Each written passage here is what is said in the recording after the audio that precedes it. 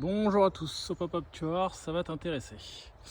Alors, aujourd'hui, entretien d'un éco-piège. Donc là, on voit bien la procession qui s'est faite. Alors, pour moi, c'est une procession de l'année dernière parce que les fils sont assez marrons.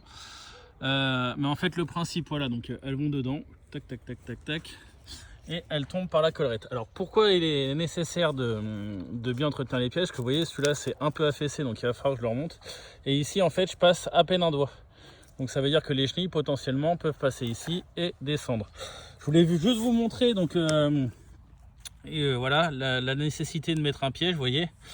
Là il y a des chenilles à l'intérieur. En fait les chenilles, si vous regardez, il n'y a pas de soie qui passe après mon piège. Donc les chenilles en fait elles vont ici, tac tac tac tac tac, elles font le tour. Le piège est ici, hein, accroché avec les crochets. Et elles tombent dans le piège. Nécessité, alors c'est très important quand vous mettez un piège de bien les années d'après bien faire l'entretien, parce que vous voyez ici, bah, l'arbre en fait en poussant le piège est comme ça, l'arbre, le tronc qui est ici en fait gonfle et du coup le piège fait ça. On voit très bien l'exemple ici. Là franchement il n'y a qu'un doigt entre le tronc et la collerette. Donc je vais remettre ça d'aplomb, mais juste pour vous dire, important de changer les sacs.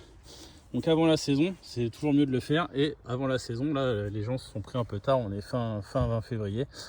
Bien nettoyer l'intérieur de la collerette ici et surtout regarder les endroits où ça fait un peu ça et remettre comme il faut. Voilà, moi je vous laisse et je vous dis à bientôt.